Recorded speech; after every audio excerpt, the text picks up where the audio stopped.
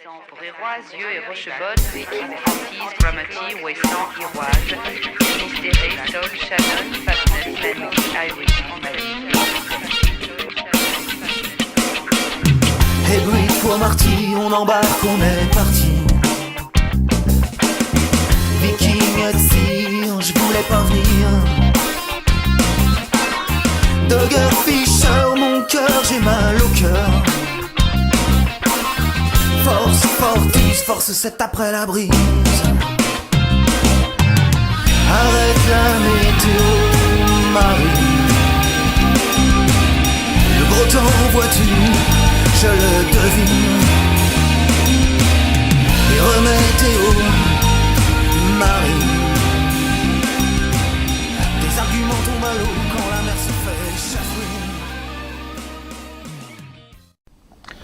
Estocolmo, 19 de octubre del año 2013. Estamos conversando con Félix José Hernández, quien desde París nos va a hacer un resumen informativo y nosotros vamos quizás a opinar, a dialogar, a conversar con él, y él nos va a contar qué es lo más importante de cuanto está aconteciendo y de cuanto se está discutiendo en París, y además de lo que está pasando en el mundo. No solamente vamos a hablar de Francia. Cada sábado, en este caso lo estamos haciendo ya cuando son las 19:22 horas local de Estocolmo, cada sábado conversamos un poco con Félix José Hernández, que es un cubano, profesor de hispanista y de castellano, radicado en Francia, y nos permite conocer precisamente a todos los que nos interesa la historia, la cultura, la política y la realidad de Francia, un país querido e importante para los cubanos, sobre todo para su intelectualidad, como lo fue, yo le decía a Félix José, también para las damas de la clase media de la Cuba de principios del siglo XX, por supuesto de finales del siglo XIX, que tenían que aprender la lengua francesa como materia obligatoria. Pues bien, Félix José, ¿cómo estás? Muy bien, Carlos, aquí en París, en pleno otoño que está llegando, todos los bulevares, los parques, los árboles que en ellos crecen, ya están cambiando de color las hojas. En el día de hoy ha habido un sol maravilloso, pero ayer había una lloviznita, esa lloviznita otoñal que comienza como cada año por esta época. Sí, aquí también ya el tiempo está cambiando y tenemos como unos 5 grados más o menos, y ya empieza a hacerse un poco más oscuro desde temprano en Estocolmo y empieza a haber un poco de frío. Habíamos tenido un otoño casi veraniego, pero ya estamos entrando en un cambio de estación realmente. Y hablando de cambio de estación, hoy se conmemoran o se están conmemorando 3 cosas bastante trágicas, bastante tristes, como es el caso del fusilamiento de esa bella mujer que fue Mata Hari, la masacre de argelinos que tuvo lugar en París a principios de los años 60, y también la muerte de esa otra bella mujer que fue María Antonieta. ¿Puedes hablarnos un poco de estos 3 casos, de estas muertes que se conmemoran? Pues mira, Mata Hari fue fusilada aquí en París, en el castillo de Vincennes, en el año 1917, exactamente el 15 de octubre, se cumplen 96 años. Y esta cortesana fue condenada por acusada de espionaje en favor de Alemania durante la Primera Guerra Mundial. Después también se conmemora la muerte de María Antonieta hace 220 años, 16 de octubre, en el año 1793. Ella fue condenada por un tribunal revolucionario, como tú sabes, era la esposa de Luis XVI, y fue decapitada en la plaza actual de la Concordia, y sus restos fueron lanzados a una fosa común junto con los del rey. Hay una anécdota muy original, que es que cuando ella fue a subir los 4 o 5 escalones que la separaban de la guillotina, se le zafó un zapato, y entonces le dijo al verdugo: discúlpeme, señor verdugo. Fueron las últimas palabras que ella dijo.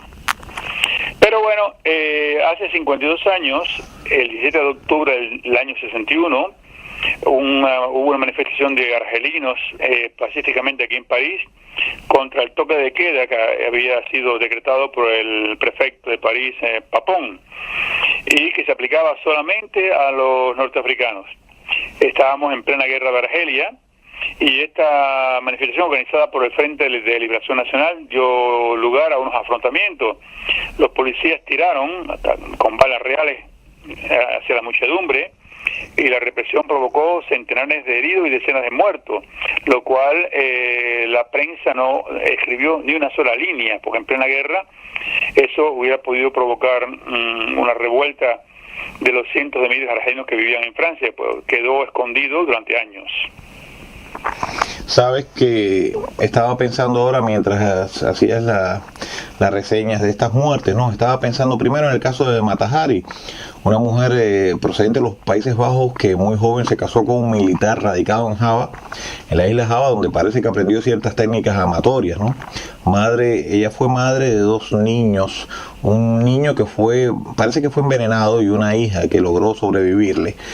Y por su vida un tanto licenciosa, pues perdió el control sobre su hija. Y tuvo al final que dedicarse precisamente a las danzas y fue una innovadora en el striptease y sobre todo siguió siendo una gran enamorada del uniforme militar y parece que por ahí fue donde pudo ejercer su actividad como doble espía. Y he leído también que si hoy se revisara su proceso, realmente se habría considerado un crimen porque no habían realmente pruebas inculpatorias de su asesinato, ¿no? Y lo mismo está pasando, o pasó, con el caso de María Antonieta, que fue un crimen equiparable a la ejecución de la familia real rusa después de la revolución bolchevique. A mí me parece que esta parte de la revolución francesa fue una barbarie contra la propia Francia y que vino muy bien la llegada de un poder que neutralizara a quienes ejecutaron a los reyes, ¿no? Me estoy refiriendo a la figura de Napoleón, ¿no? Que creo que fue el rescatador de Francia de alguna manera, aunque mucha gente odia a Napoleón. Yo creo que Napoleón jugó un papel para frenar la barbarie revolucionaria, aunque después extendiera a través de la guerra la revolución. Y hablando de revolución, fue un proceso muy complicado el hecho de que la resistencia francesa hubiese echado de su país a la ocupación alemana y después entonces tuviesen que frenar la resistencia argelina contra la ocupación francesa. Recuerdo en una película que hablamos tú y yo antes de comenzar una película italiana que es muy antifrancesa realmente, muy en favor de los argelinos, que había el general que combatía a los guerrilleros o a los antifranceses en Argelia había sido precisamente una figura formada en la resistencia contra los alemanes. De todas maneras, ese proceso también es complejo y yo me pongo del lado de Camus, que este filósofo que en contraparte a los comunistas y en contraparte a Jean Paul Sartre avisoraba la barbarie que se vendría en un Argel independiente, ¿no? O sea, hay muchas vueltas en la historia y en todo caso nunca se sabe dónde está la justicia, dónde está la razón, ¿no? Los pueblos luchan por ser libres y después cuando logran la libertad a través de revoluciones pues imponen tiranías, ¿no?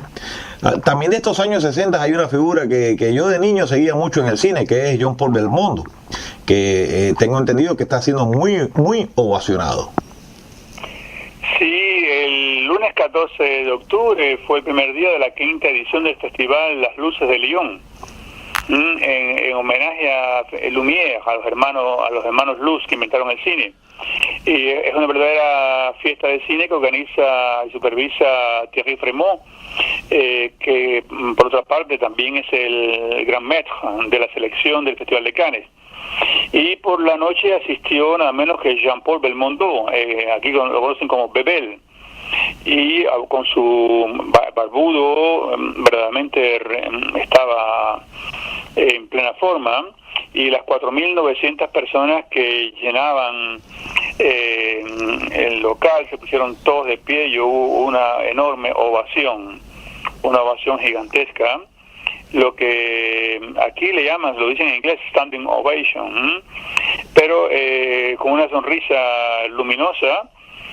Recuerda que él fue el hombre que hizo la película Un Ensemble en hiver, o sea, un mono en invierno con Jean Gabin, pero que también trabajó en películas con Henri Verneuil.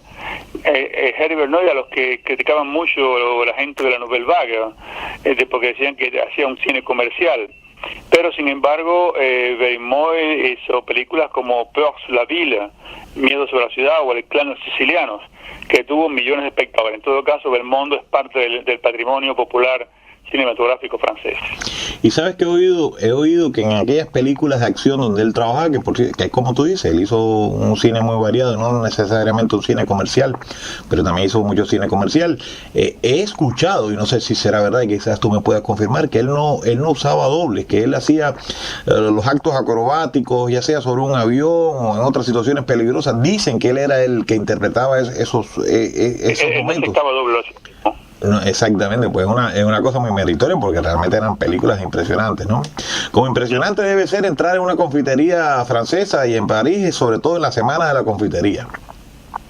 Sí, es fantástico. Es difícil de resistir a la tentación, porque se le llaman los días de los pequeños placeres, la Journée des Petits Plaisirs, y lo organiza el Sindicato Nacional de la Confitería, no solamente en París, sino también en Lille, Nantes, Bordeaux, Marsella, en distintas ciudades, y entonces pues se reparten caramelos, confiterías de todo tipo. Según las estadísticas, los franceses comen 3,5 kilogramos al año de confitería. O sea, se ubican entre los primeros en consumir en el mundo, pero hay que ver que están lejos de los suecos, que comen 7,7 kilogramos, y los británicos 5 kilogramos, o sea que, y aparte de eso, son más las mujeres. El 77% de las mujeres dicen que ellas sucumben ante un caramelo, y el 33% dice que no, que ellas mantienen la línea. No, de eso te doy fe, porque realmente cuando he viajado y he pasado a través de Francia, he usado una línea francesa, me he dado cuenta que son muy delgadas. Es la impresión que he tenido, ¿no? Las aeromosas y el personal que trabaja en general. O sea, me parece que hay que cuidan la línea a pesar de todo el amor y toda la excelencia de confitería que tengan en Francia, ¿no? Y volviendo al tema de la Mata Hari, recuerdo haber visto una película silente que trataba de su ejecución. Y recuerdo también el tipo de moda que se usaba en aquella época, que era realmente muy femenina. Me gusta la moda del año, de principios del siglo, que es de la época en que nació mi abuela, ¿no? Me gusta ver a las mujeres porque noto un refinamiento y una exaltación de lo femenino que casi se ha perdido con este tipo de vestimenta unisex que existe, igual que lo masculino, un asentamiento de la gentileza, la masculinidad y la caballerosidad que era propio de la moda de principios del siglo pasado. Y me alegra mucho saber, y me alegra mucho enterarme por ti de que hay una exposición de moda, precisamente de la moda de 1910. Sí, en el Museo Carnavalet, que es el Museo de Historia de París, se llama Las Elegantes Célebres. Son vestidos de tallas altas, muselina de seda, sombreros con plumas, o sea, todo el estilo de los vestidos y la elegancia de las parisinas de inicio del siglo XX, a través de 400 trajes. Va desde Lanvin a Chery, Ward y otros, y la exposición está presentada hasta el 16 de marzo y comprende la moda femenina de lujo, lógicamente, desde el año 1900 hasta el 1930, que era hasta algo extravagante, inspirada por la Belle Époque. Pues esperemos que los modistas actuales pues se realimenten nuevamente de esa exposición, a ver si volvemos a notar ciertas diferencias, ¿no? O menos absurdo, como lo que, o sea, no soy un gran seguidor de la moda, pero a veces me parece espantoso lo que veo cuando veo por la televisión algún tipo de concurso o festival o muestra de moda contemporánea. Me quedo con la moda de los años 1910, me parece mucho más bella y además mucho más acorde a los roles tradicionales entre el hombre y la mujer, ¿no? Y otra cosa que me gusta mucho cuando me comunico contigo es saber que Francia sigue siendo a su vez no solamente un productor y exportador de cultura, sino un centro donde se puede disfrutar de la pintura y sobre todo, o además de la música de todo el mundo. Pues mira, del 19 al 30 de noviembre se va a celebrar el Festival La Música del Mundo. En inglés le ponen World Stock Music, y va a haber músicas, orquestas, cantantes que vienen de África del Sur, cubanos, andaluces, de Medio Oriente.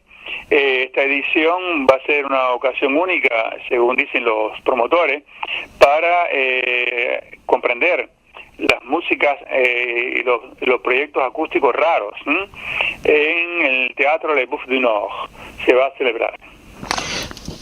Volviendo al tema de Francia, bueno, estamos en el tema de Francia, ese va a ser nuestro tema fundamental, pero el tema de la influencia francesa, ¿no?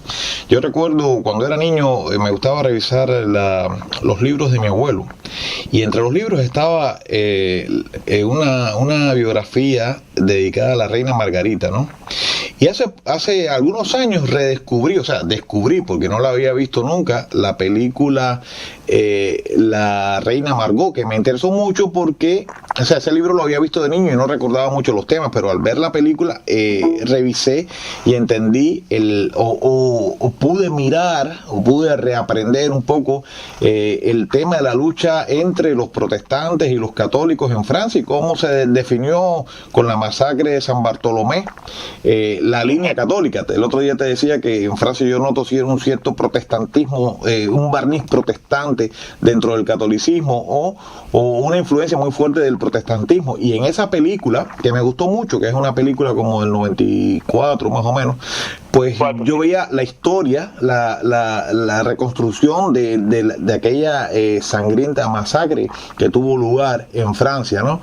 Y ahora lamento mucho que el realizador de una película tan importante como fue esa película, que no era un hombre muy viejo, que nació como en el 41, 42 por ahí, Patrice Chereux, acaba de morir.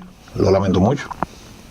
Sí, mira, actores, comediantes de todo tipo, directores de teatro, de cine, hombres políticos, cantantes de ópera y simple anónimo dieron su último homenaje el miércoles a Patrice Chereux, y incluso hubo gritos de bravo y aplausos cuando sacaron el ataúd de la iglesia de Saint-Sulpice aquí en París. El presidente François Hollande asistió a la ceremonia acompañado de la ministra de Cultura Aurelia Filippetti, e incluso el ministro de Relaciones Exteriores Laurent Fabius y el alcalde de París Bertrand Delanoë. Ahí te imaginas la importancia que tenía este hombre. Entre los actores estaba Isabelle Huppert, Michel Piccoli, Charlotte Rampling, Romain Duris, Nicole García, Louis Garrel, Jane Birkin, Agnès Varda. Bueno, o sea, la importancia de Chereux fue muy grande. Él dejó películas importantísimas como L'Homme blessé, El hombre herido, del 83, que es una crónica de una pasión homosexual, y La Reina Margot, interpretada magistralmente por Isabelle Adjani. Y también en el año 98 él hizo una película que aquí fue muy famosa, C'est qui me prendront le train. No sé cómo la habrán presentado en español, la traducción mía es Los que me aman tomarán el tren. Pues mira, hablando de cine, ayer estaba comentando una película que abordaba un tema bastante escabroso, ¿no? El tema de la pedofilia. Lo acabo de publicar mi artículo en el blog del Hombre de Cuba Nuestra, ¿no? Y cómo se abordaba dos temas, el aborto y la pedofilia, ¿no? Recomiendo a quien quiera conocer de qué estoy hablando que entre y se acerque a mi blog, El Hombre de Cuba Nuestra, porque acabo de escribir precisamente una reseña de una película sobre ese asunto, que aborda ese asunto. Y para mí un poco relacionado con este tema es ese tipo de concurso, para mí siempre extraño, donde se llevan bellezas infantiles y donde se ponen a las niñas con unos trajes y unas vestimentas que las hace parecer como adultas. Siempre me ha parecido un poco retorcido ese tema, y por ello aplaudo que se estén prohibiendo ese tipo de eventos, esos concursos en Francia. Sí, es una ley que acaba de pasar. Hacer desfilar a niñas de menos de 16 años maquilladas sobre un podium actualmente ya está prohibido. El que lo organice y los participantes pueden ser condenados a 2 años de cárcel y a 30.000 euros de multa. Es la decisión de los senadores cuando examinaron el proyecto de ley sobre la igualdad entre hombres y mujeres. Una victoria para la senadora Chantal Juanot, que fue la autora de la proposición desde marzo, y ella dijo que eso era una especie de hipersexualización de las niñas que era inadmisible en la sociedad francesa. Yo también estoy completamente de acuerdo. ¿De qué partido es esta parlamentaria? Yo no creo que es, no estoy muy seguro, pero creo que es socialista. Ok, bueno, que venga de los socialistas es una cosa muy buena, porque no es precisamente dentro del socialismo donde se ve un tipo de responsabilidad moral ante la sexualización de los niños, que es una cosa repulsiva, porque se está dando, yo estoy notando. Tratan a los niños de mujeres y las maquillan como mujeres, Sí, las visten como mujeres, sí. las caminar como mujeres. Eso es, para mí eso siempre ha sido horroroso. Sí, eso me parece una cosa muy horrorosa, pero te digo, al mismo tiempo yo constato el fenómeno de la sexualización de la infancia.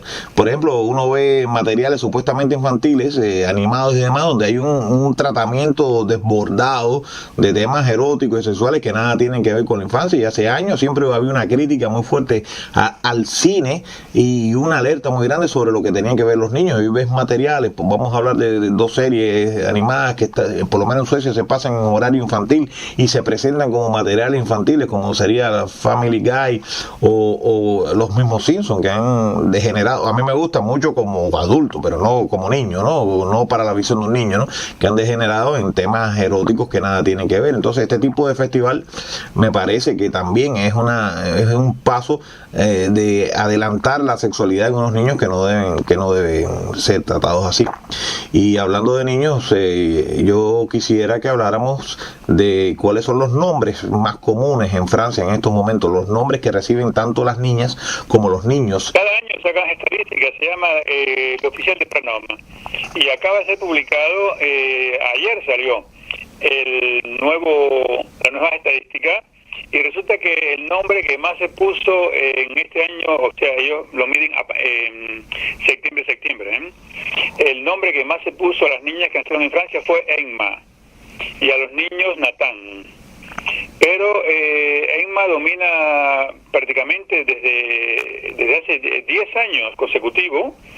Después de Emma, el segundo es Lola. Aquí Lola no es como nosotros, que a las Dolores le decimos Lola ahorita. Lola es un nombre. Y Chloe. Están siempre entre los 20 nombres femeninos. Muchos con la L, con la L, como Luisa, en el octavo puesto, Luana, Lina, Lena, Lilú, y entre los niños, Natán siempre, desde el tercer año consecutivo, sigue estando en el primer lugar. Y después le siguen otros nombres inspirados por el Antiguo Testamento, como Gabriel, Rafael, Adán, aunque también aparece Noah y los nombres que terminan por O, Timeo, Teo, Enzo e Hugo. Así que hay que esperar al año que viene a ver si la moda de los nombres va a cambiar. No recuerdo quiénes son los... el otro día lo leí acá en el periódico, cuáles son los nombres que más se... Pero no le presté mucha atención a esa noticia, ¿no? En Suecia, los nombres que más se dan. Pero sí te puedo decir que es muy común el nombre Emma en Suecia. Lo escucho muy a menudo, sobre todo para los niños vamos a decir, las generaciones que todavía son niños, ¿no? Es un nombre bastante común. Nathan es un poco más extraño. Por cierto, a los niños de los países capitalistas desarrollados, ¿no? Les gusta mucho Disneyland. Es casi una referencia obligatoria, sobre todo si van a Estados Unidos, ir a Disneyland, y además los que se han construido en otros lugares del mundo, ¿no? Y dentro de Disneyland, el bisonte creo que es un animal bastante popular entre los niños, ¿no es cierto? Sí, aquí, claro, cuando turista viene con niños a París, viene a Disneylandia, está solamente a 30 minutos del centro de París en el tren de cercanías. Y el martes se escapó un bisonte de los 8 que se utilizan para el espectáculo de Buffalo Bill. Se escapó, pero por suerte no logró pasar a la parte del público, o sea, logró correr por todas partes, por la parte de atrás, donde están los empleados, donde está todas las maquinarias, etcétera. Pero por si acaso, Disneylandia ordenó que nadie saliera de los hoteles, de las habitaciones, cerraron las puertas de todas las tiendas y al final lo pudieron controlar. Pero el corre-corre fue grande. Bueno, menos mal que este bisonte quiso correr a la gente y no corrió él como corrían allá en los Estados Unidos cuando empezaron a masacrarlos precisamente para dejar a los Pieles Rojas sin su sustento, ¿no? O sea, la historia en este caso no fue tan trágica. Y Disneyland debería dedicarle un monumento precisamente aquellos miles y miles de bisontes que fueron ejecutados para dejar sin sustento, como decía, a los Pieles Rojas, ¿no? Por cierto, cambiando el tema, una de las novelas para mí más fascinantes que he leído en mi vida fue de Jules Verne, ¿no? Jules Verne, tú me vas a decir bien. Jules Verne, las 20.000 leguas de viaje submarino. Ahora, yo me imagino que para muchos de mis nuevos conciudadanos, me refiero a los hermanos de Suecia o los hermanos de la propia Alemania, si esas leguas se viajaran no bajo el mar, sino en la cerveza, sería todavía la mayor y la máxima felicidad. Pues mira, han hecho un barco que por el Sena, pero el barco tiene forma de submarino. Es como si un submarino hubiera salido a flote. Y es nada menos que la Peniche de Heineken, la famosa marca de cerveza que controla prácticamente el mercado francés desde hace 140 años. Y le pusieron Nest Gallery, una exposición itinerante que traza toda la historia de esa cerveza en ese barco, en ese objeto flotante en forma de submarino con una gran estrella roja. Te parece que estás en Moscú, una gran estrella roja sobre él, y se puede ver toda la evolución de las botellas, de las publicidades, de los carteles, e incluso consumir la cerveza. Es la más apreciada por los franceses, en la marca Heineken. Sabes, yo no sé si la cerveza será buena, pero realmente hace muy buena publicidad. Yo acá rato veo las publicidades de Heineken aquí en Suecia y me dan unas ganas de tomarme una cerveza, a pesar de que nunca he sido un gran cervecero. Evidentemente son muy buenos, y ahora con esto que nos estás contando de esta nave flotante con la estrella roja de la cerveza, pues se confirma una vez más que son excelentes publicitarios estos alemanes, ¿no? Por cierto, vamos a caer entonces en asuntos que tengan que ver con temas serios de la sociedad, con descontentos como la huelga del Lutetia.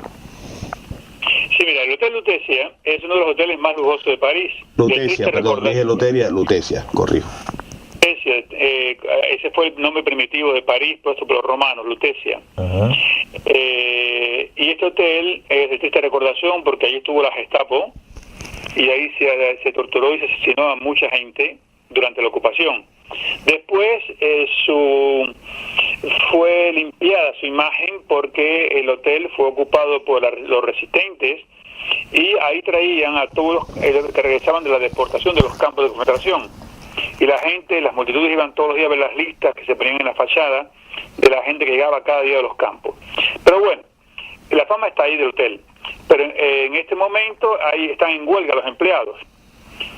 No hay quien limpie las habitaciones, el restaurante cerrado, el bar cerrado, todos los clientes se van, debido a que el Hotel Lutetia va a cerrar por 3 años y van a hacer un plan social y por el cual quieren dar una indemnización que los empleados no aceptan.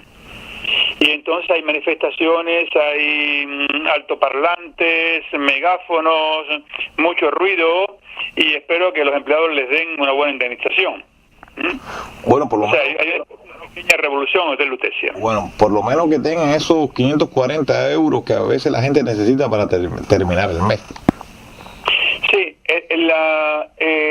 según una gran encuesta que se hizo en Sofiscope aquí en Francia, la mayor parte de las personas dicen que para poder terminar el mes normalmente le faltan 540 euros. Y para los que ganan menos de 1.000 euros al mes, declaran que les hace falta como mínimo para sobrevivir 618 euros.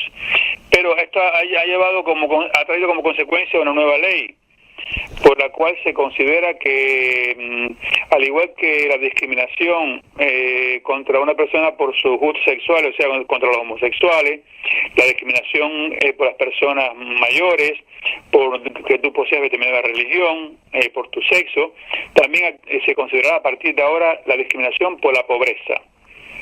Porque se han hecho pruebas de que muchas veces, cuando tú pides una cita para un trabajo, una entrevista, depende del barrio del cual tú vengas. Si vienes de un barrio pobre, pues no te dan ni siquiera la cita. Si tú dices que lo han hecho los periodistas, que vienes del barrio de Neuilly, Passy, Auteuil, Fontainebleau, pues la entrevista es inmediata.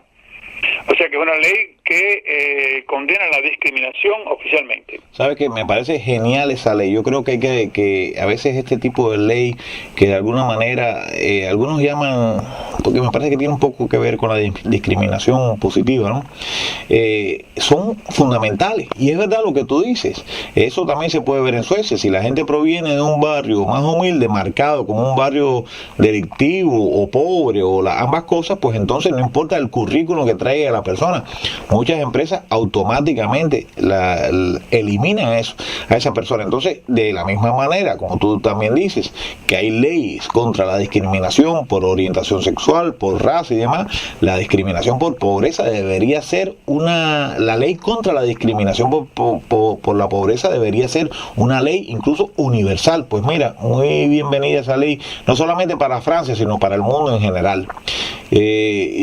Con lo que yo me cuesta mucho trabajo, claro, tengo que aceptarlos porque, como decía, incluso lo decía Descartes, ¿no? Que a donde quiera que vayas tienes que haz lo que vieres y acepta las reglas imperantes, ¿no? Y él vivió aquí en Suecia y casi creo que se murió de un resfriado que él tomó aquí, por cierto. Hay una norma que a mí me sorprendió mucho, que respeto porque es la ley, aparte de que no sea yo una persona que tiende a transigirla, pero que me parece un poco fuerte, ¿no? Y es que está prohibido pegarle a los niños, ¿no? Yo sabía que eso en Suecia es ley y eso le da un poder a los niños extraordinario, ¿no? Por supuesto, también lo salva de maltratos brutales que también ocurren. No cabe duda de que a veces el hecho de ser padre y el hecho de poder pegar no siempre garantiza que esa nalgada o esa bofetada o lo que sea educativa, sino muchas veces se dan casos de brutalidad. Pero por otro lado, el hecho de que los niños sepan de que no se les puede pegar, pues le da un poder extraordinario. Y entonces los padres tienen que retorcerse de alguna manera para poder educar o encauzar a sus niños, ¿no? Para mí eso es un fenómeno establecido en Suecia que respeto, tengo que seguirlo. Aparte de que tampoco nunca he usado ni una nalgada contra mi hija, ¿no? O sea, no me he visto obligado a hacerlo, pero por otro lado me llama un poco la atención, ¿no? Viniendo de una cultura donde el cocorrón o la nalgada es parte de los instrumentos educativos, ¿no? Que eso pasara en Suecia me parecía un poco asombroso, pero que también en Francia una persona puede ser multada por darle una nalgada a su hijo, pues ya sobrepasa todas mis expectativas de asombro, ¿no? Sí, aquí el maltrato infantil es condenado por las leyes. O sea, un niño que sea maltratado continuamente, etcétera, es denunciado y incluso te retiran el niño y se lo dan a una familia para que lo eduque, etcétera. Pero lo nuevo es que un padre fue condenado esta semana a 500 euros de multa por el Tribunal de Correccional de Limoges, en la región de Haute-Vienne, por haberle dado una nalgada a su hijo de 9 años. El tribunal dijo que eso era un acto humillante para el niño y que eso era inadmisible en Francia, darle una nalgada a un niño. 500 euros. Yo pienso que con esto hay que tener mucho cuidado porque yo sostengo que este tipo de legislación que se aplica en Suecia y que se aplica en Francia, lejos de intentar proteger al niño, apunta a un proceso muy bien pensado de debilitar la familia y debilitar la autoridad paterna o materna ante el niño, ¿no? Entonces, si bien hay que proteger y que al niño para que nadie lo maltrate realmente, a veces cuando se aplica la ley de la manera en que tú mismo me estás narrando, me preocupa un poco, porque esos niños que son retirados de las familias, de sus padres, después caen a veces en sitios, en internados, donde no solamente les pegan, sino que les pasan las peores barbaridades y ningún tribunal se toma el trabajo y el tiempo de investigar qué está pasando ahí. Entonces, con esta ley, que hay que respetar porque tenemos que aceptar el Estado de Derecho y otras tantas razones, pero que tenemos derecho a discrepar de ella. Con esta ley yo sí creo que hay que tener mucho cuidado. Además, se aplica en Estados Unidos también. O sea, esto es un problema que se ha extendido por todas las sociedades llamadas occidentales, ¿no? O desarrolladas, ¿no? Pero bueno, dejemos el caso de la tragedia de este pobre padre que ha tenido que pagar una multa de 500 euros por la nalgada a su hijo. Y vamos a entrar en el tema de lo que ocurre cuando la gente se parece al patrón. Sí, según un estudio que se ha hecho, cuando tú imitas a tu patrón en el estilo de vestirte, te permite evolucionar en la empresa, o sea, subir. Pero el problema es que si te pareces demasiado a él y logras un mimetismo demasiado importante, el patrón puede interpretarlo como una voluntad de que tú quieres ocupar el puesto de él, lo cual es peligroso. Sí. Es un arma de doble. Sí, tú sabes que es muy interesante ese fenómeno. Sí, había leído alguna vez en un texto de esto de psicología práctica, ¿no? Como un buen recurso para entrar en comunicación con una persona y lograr ganarse a la persona es de alguna manera imitar sus gestos y repetir sus palabras, etcétera. Evidentemente por ahí el parecerse al patrón te puede abrir un espacio, pero si el patrón identifica en ti o en una persona que lo estás tratando de sustituir, siguiendo sus recursos, pues entonces puede cerrarse el camino, ¿no? Y hablando de ese tema, no es extraño, lo he visto en Cuba, muchos dirigentes que imitaban a Fidel Castro. O sea, parece que en este caso querían parecerse al patrón para llegar a ser quizás algún día como el patrón, ¿no? Sabes que dejando el tema del patrón de Cuba y las imitaciones, se ha incrementado mucho la llegada de refugiados sirios a Suecia, ¿no? Es la cantidad de inmigrantes más grande, me pareció haberlo leído así, que está arribando en estos momentos. Y por lo visto el fenómeno no solamente está ocurriendo en Suecia, también está ocurriendo en Francia. Sí, Francia acaba de informar que las autoridades, que ellos, desde que empezó el conflicto en Siria, pues el Ministerio de Relaciones Exteriores francés comunicó de que se le había dado asilo en Francia a 3.000 refugiados sirios, o sea, el 95% de los que habían pedido el asilo. Sin embargo, esta semana fue expulsada de Francia una niña de 15 años que venía del Kosovo con su familia, lo cual es normal, entre comillas, porque había que aplicar la ley. El padre había falsificado el certificado de matrimonio, no estaba casado con esa señora. Él había dicho que los niños todos habían nacido en Kosovo y no, él había pasado por Italia y 3 de ellos o 4 habían nacido en Italia. Vivía aquí hacía varios años, gracias a las ayudas de todo tipo que le dan a los que piden asilo, pero le habían negado el asilo porque había le descubrieron una cantidad de mentiras enorme. Ahora, el problema fue que a la niña de 15 años la fueron a buscar a la escuela. Y no solamente eso, en ese momento la niña había salido en un autobús a una excursión escolar. La policía detuvo el autobús, la bajó y se la llevó, lo cual fue traumatizante. Eso ha provocado de que ayer y hoy hayan ocurrido manifestaciones de alumnos de los institutos, incluso hoy en la Plaza de la Bastilla, en la Plaza de la Nación, en la Plaza de la Ópera, contra esa expulsión. Y a tal punto el escándalo ha sido grande que hoy el presidente de la República habló diciendo que él autorizaba que regresara la niña, pero no su familia. Las cámaras de televisión fueron allá, a Kosovo, y el padre dijo que él venía para acá porque quería ir para acá y más nada que eso, y que no le interesaba lo que dijera la política francesa. O sea que a mí me parece que el señor está un poco despistado, y lo que es inconcebible es la forma en que esa niña fue tomada por la policía y conducida al aeropuerto. Incluso ante la manifestación de Valls de misión, o sea, el ministro del Interior, ella tuvo que suspender la visita que hacía a las Antillas Menores y regresar a Francia. O sea, el caso de esta niña Leonarda se ha convertido en un caso, incluso la extrema izquierda, el Partido Anticapitalista y el Partido Comunista pedían que la gente manifestara contra la expulsión, pero el noticiero acaba de dar que el 78% de los franceses están de acuerdo con esa expulsión. Sabes que este caso ha sido muy tratado por la prensa española para destacar el decrecimiento de la xenofobia en Francia, ¿no?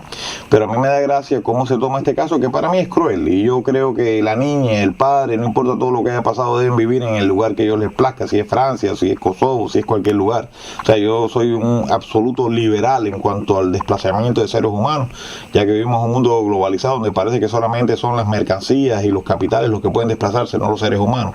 O sea, yo defiendo el derecho derechos de esa niña y condeno el método, no solamente el método porque va a la escuela, sino el solo hecho de que haya sido arrastrada o llevada, obligada a irse a otro lugar. O condeno también que el presidente de Francia diga que ella sí, el padre no. En definitiva, hay que respetar el derecho de la familia a vivir juntos donde quiera. Pero a mí me da gracia, al mismo tiempo, cómo la prensa española ha exaltado, ha destacado este tema, cuando precisamente cada vez que un grupo de africanos intenta llegar a España, son rescatados, dicen ellos, realmente son secuestrados en el mar y devueltos a la fuerza a la pobreza y a la miseria a la que están escapando, ¿no? Entonces, este es un tema el tema de esta niña ha salido a la palestra más allá de Francia, pero realmente explica un poco la doble moral que existe entre las distintas naciones europeas cuando señalan la paja en el ojo ajeno y se niegan a ver la viga de la xenofobia en su propio ojo, ¿no? ¿De qué otro tema querías hablar ahora? Pues me quedan dos cosas importantes. Me queda que acaban de inaugurar cerca del aeropuerto de Charles de Gaulle un verdadero templo de la sociedad de consumo. Se llama el Aeroville, 84.000 metros cuadrados. Costó la cifra 355 millones de euros, y incluso tiene 200 tiendas, un complejo de cines, sala de conciertos, sala de ópera, 2 salas de cine premium donde tú puedes ver la película en unos butacones enormes, al mismo tiempo que tú puedes comer caviar de Petrosian o champaña de Dom Perignon. Tiene servicio 4 estrellas, puedes entregar los equipajes, te pueden aparcar el coche, o sea, todo, incluso te pueden hasta limpiar los zapatos si tú quieres. 30 restaurantes, una creche también, un aparcamiento de 4.700 puestos para coches, o sea que es un templo del lujo en las puertas de París, mientras que hay tantos problemas económicos en este país, tantísimos. Sí, y sabes que es una pena que se vinculen los aeropuertos con el tema del consumo y de pronto parezcan todos diseñados por el mismo arquitecto. Sí, a mí me parecen todos. Sí, entonces se pierde la identidad. Me encantaría que cada aeropuerto fuera una fuente, una pequeña ventana a la cultura nacional, pero no, todos terminan convertidos en los mismos lugares, en los mismos sitios, con los mismos restaurantes, con las mismas cosas en general, el mismo consumismo, ¿no? Ojalá que este templo, además de ser un templo de consumo, sea una ventana a Francia. Eso me gustaría, ¿no? Como me gustaría mucho hablar de algo, me parece a mí mucho más noble, que es la lectura infantil. La lectura infantil, hay unas estadísticas que dicen que el 14% de los niños no leen jamás fuera de la escuela. Y solamente el 56% leen una vez por semana.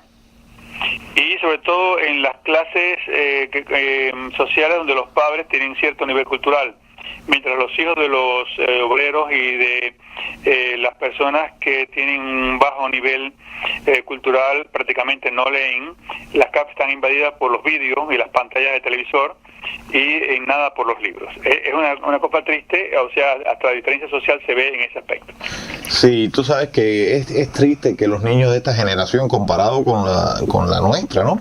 Y no importa los países de donde viniésemos, de Cuba o los niños que yo vi en la antigua Unión Soviética, aquellos niños leían mucho, les encantaba leer era una cosa fascinante. Yo creo que la lectura infantil, además de permitirte conocer otros mundos, también te desarrolla mucho la imaginación y muchas capacidades, ¿no? Sin embargo, yo noto eso, que los niños leen porque les ordenan leer, y lo peor de todo no es eso, lo peor de todo es cómo funcionan hasta las mismas empresas vendedoras de libros, cuando te convierten en un Harry Potter, que a mí me parece lo más espantoso del mundo, por lo poco innovador, en una obra que todos los niños quieren leer. Entonces eso es lo que los niños quieren leer, o sea que cuando quieren leer la peor literatura, la literatura más espuria, menos original, a veces menos constructiva, aunque este no es uno de los peores peores casos que uno pueda concebir. Y sin embargo están perdiendo maravillas, pero me parece que eso no es natural, aparte de la competencia dura que pueden hacer en los juegos y los videojuegos ante la literatura tradicional, ¿no? Yo creo que también, sin caer en actitudes conspiranoicas, yo creo que también hay un gran desinterés, vamos a hablarlo así, por parte de las instituciones culturales y por parte de quienes tienen el poder, un gran desinterés en que los niños lean, que hay una lectura infantil, ¿no? Y del mismo modo que hablamos de la lectura infantil, podemos hablar de esa prenda tan importante en la vestimenta, ya hoy también de mujeres, alguna vez fue solamente de hombres, que es la corbata. Sí, esta es, para terminar con una nota curiosa, tú y yo usamos corbata, pero sin embargo este accesorio de moda se inspiró en los pañuelos que llevaban los legionarios romanos en la antigüedad para secarse el sudor. Pero la palabra corbata hizo su aparición en la lengua francesa, cravate, solamente en la segunda mitad del siglo XVII, y se deriva de la palabra croata, que quiere decir croata, o sea, cravate, croata, en español corbata, croata, porque en esta época los soldados croatas se ponían una especie de bufanda muy muy fina alrededor del cuello, y los soldados franceses los imitaron, y después rápidamente se volvió una moda entre la nobleza y la gran burguesía francesa, y ya entonces en el siglo XIX los dandies desarrollaron el arte de hacerle nudos, y ahí nacieron los famosos nudos de la corbata que tú, yo y tantos hombres que nos están escuchando pues también los hacen. Bueno, un punto que se notan los croatas, de los cuales cuyos aportes al mundo no han sido tantos, ¿no? En cambio, mira tú que universal, por lo menos el nombre, los rusos la llaman de la misma manera que los franceses, croata. Vamos a dejar el tema de Francia y vamos a mirar el mundo desde París, ¿no? Hoy estaba mirando un documental, lo había visto hacía tiempo, pero me interesa tanto el fenómeno del nazismo que tuve que volverlo a ver, sobre la relación de Hitler con las mujeres. Estaba un documental dedicado a la figura de Eva Braun, ¿no? Y bueno, yo miraba y observaba el fenómeno y me preguntaba cuáles fueron los mecanismos y las razones de que el nazismo tuviera la fuerza que adquirió. Los nazis prácticamente lograron lo que no lograron los alemanes en la Primera Guerra Mundial, ocupar Francia y avanzar hacia Rusia como ningún otro cuerpo alemán había logrado, ¿no? Entonces, vamos a entrar un poco en el asunto del resto de los nazis, de los restos de los nazis. Lo que tengo una simple noticia, y es sobre Hitler, que los italianos están haciendo una investigación porque, como tú sabes, Hitler se suicidó en su búnker en el año 45, cuando ya Berlín estaba cayendo en manos de la armada del ejército soviético. Y sin embargo, los soviéticos, según los italianos, desenterraron los restos, el cadáver calcinado de él y de Eva Braun, y lo trasladaron de lugares a diferentes lugares. Algunos dicen que actualmente se encuentra en Moscú, pero las autoridades soviéticas se niegan a decir dónde están esos restos, o lo que quedó del cuerpo de Hitler. Sí, hay una gran oscuridad con el tema de Hitler, y es muy extraño que los soviéticos, que fueron precisamente los que ocuparon el búnker y las pertenencias de Hitler, hayan ocultado o hayan quemado, que es lo que se suele decir. No, fueron los propios alemanes los que quemaron, me corrijo yo mismo, pero no hayan presentado pruebas contundentes de la muerte de Hitler. Por eso existen tantas teorías, y a cada rato aparece alguien que dice que lo vio en Argentina, o que estuvo por aquí, o que estuvo por allá, pero es muy raro, es muy raro el misterio que hay con la supuesta muerte de Hitler. A mí no me extrañaría, teniendo las conexiones que tendrían los nazis, que él se hubiera ido por el camino de las ratas, ¿no? Esa versión me parece mucho más, me refiero al camino que organizó Perón en Argentina.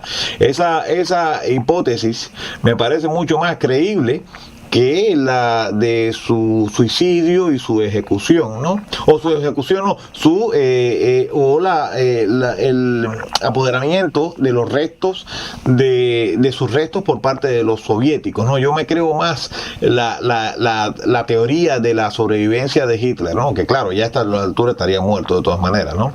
Oye, Félix, pues ha sido muy interesante todo lo que nos has contado, como siempre, como cada sábado desde Francia, ¿no? Dime. Un abrazo de París y recuerda que mis crónicas están en www.cartasofelia.com. Bueno, Félix, que no había terminado de despedirme, yo te decía que yo me despido de ti en esta ya noche sueca a las 20:09 hora local de Suecia. La misma que en París.